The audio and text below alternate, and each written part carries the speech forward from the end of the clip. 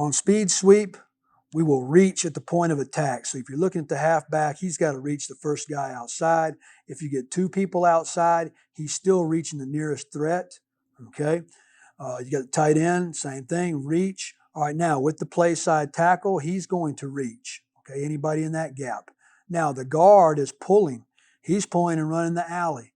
Who he ends up with is just going to depend on who shows up, but it's basically linebacker to safety or vice versa. He's running that alley, eyes inside, looking for the first thing to show up, which is potentially going to be inside linebacker if he can move like a good linebacker can. Otherwise, if they work on running their free safety through the alley fast with the motion and that linebacker's sitting on the trap fake, it could be the other way around. It just depends. All right, the center, we like to gut with him. We talked about that earlier. Okay, so that puller, you notice he's not blocking that three technique. That guard's gone. We don't block a B-gap player on our speed sweep. Okay, he is left unblocked. It's a foot race. All right, now, with that being said, on our exchange, the timing has to be correct, the location has to be correct, and then the halfback has to bubble when he gets the ball. And that's a whole other drill that we work at practice. Okay, and if he doesn't, he sets himself up for not having enough depth to get around a B-gap player who's kind of hard vertical, all right? And what we've done in certain circumstances, if we play a real athletic guy that's in that B-gap or somebody who's got length, we may go ahead and block him, okay? We can take that tackle if he doesn't have someone in his gap, and we can go ahead and lock him on that B-gap. There's adjustments to the scheme to make sure that we're not putting guys in adverse one-on-one situations, which is what we talked about several times before.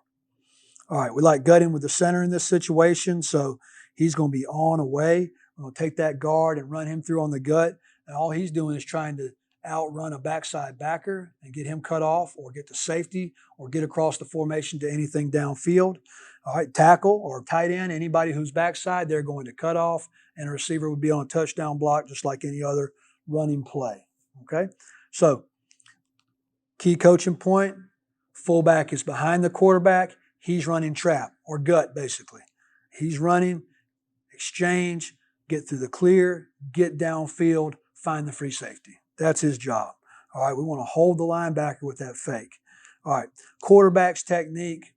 Remember what we said about halfback alignment. Now, especially if he's on that short side, he needs to widen a little bit. He needs to widen a little bit. So number one, he can get going full speed. This is speed sweep now. It's a full speed effort. And then number two, give a little more space and time for the quarterback to operate in. Okay? So quarterback's technique, he is going to open just like he would on 21, all right, on that side of the midline. He just simply leaves his hand out for the fullback fake. He wants to make sure he secures that ball in that speed sweep halfback's belly and really does a good job of looking it in. If for some reason, whatever reason, it goes wrong and he misses that exchange, follow him.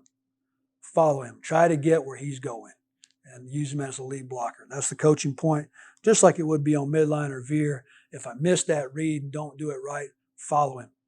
Follow him. Okay, so with that being said, the biggest thing we try to focus on with the quarterback, fullback's behind you, snap in B, hand in A. So when that guy's racing across in motion and he gets in that B gap, I snap the ball. When I reverse out, I'm trying to hand it to him in A gap over on the play side, and that gets him to where he's got the ball and bubbling to avoid an unblocked B gap defender, and also to get his shoulders go north and south. All right, let's take a look at it.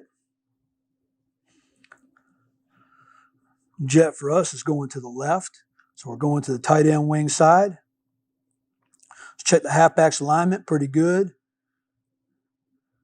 All right, leave the hand for the trap fake. Does he bubble? Not really. That's not a good job.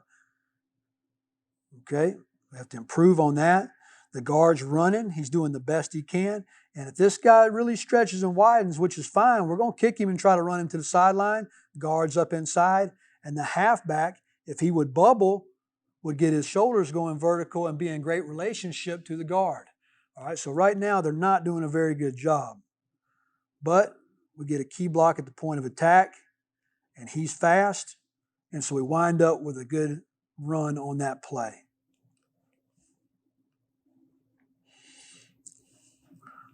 All right, now going to the right, taking a look at it, calling at the line. You can see what the halfback does right there. It's real subtle. He knows he needs to widen a little bit, so that's a good job by the left halfback. Full speed, good pocket, good timing by the quarterback. Now, halfback does a great job of grabbing that guard. He doesn't bubble like he's supposed to, but he does a great job of staying in the right relationship to that guard.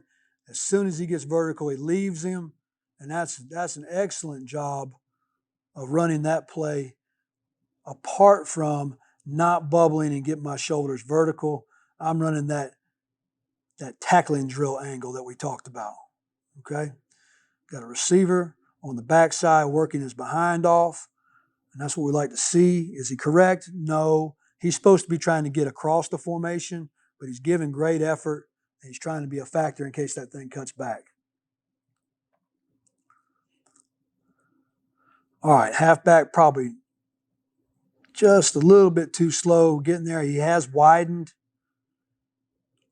Fullback's got to do a better job getting through after making his fake. We get a decent reach block at the point of attack, nothing great. So what we've done here is bunch the formation.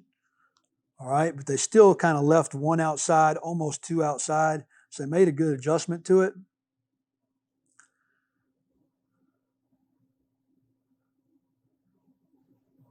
All right, not bad blocking downfield. We got a couple knockdowns and wind up with a first down and a good play. Okay, out of the gun, the rules really don't change, right? Why are we running speed out of the gun? It gives you a natural way to keep the quarterback's face to the defense. We can run read off of it. We can run different counter plays off that motion, sweep off of it, all the things you've seen up until this point. But at some point, you do have to give that ball and be effective running speed out of the gun if you're going to utilize that motion. All right, so the rules are still the same. Nothing changes. All right, the snap, the timing on the snap and the exchange is just something you have to work with the center, the quarterback, and the guy that's running the football because they're all different. They all run different speeds. Okay. Now, we will utilize different schemes on the perimeter, just like a triple option team would.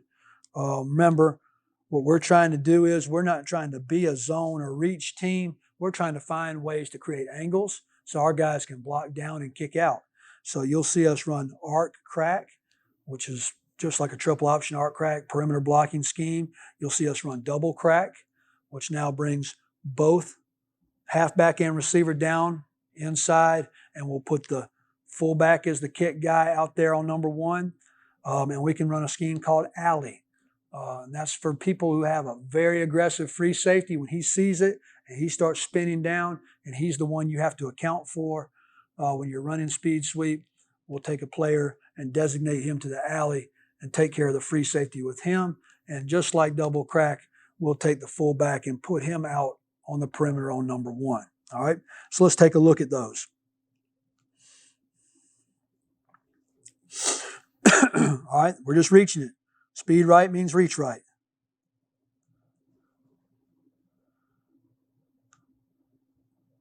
Fullback gets done kind of wrong, but guess what? He does enough. Keep his guy from making the play.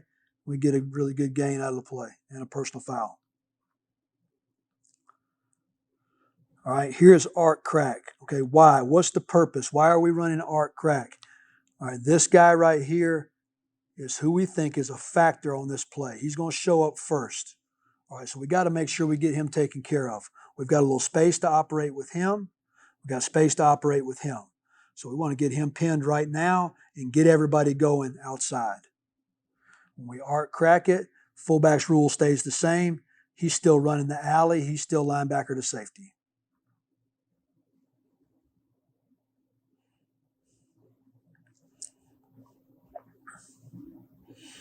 Good exchange. And we talked about the rules change. You can't go in there and just tee off on a blind guy anymore. Okay, he's got to go in there and set a screen, lead with his chest open hands, and make sure he doesn't get a critical penalty in that situation that takes away a large gain and puts you behind the sticks.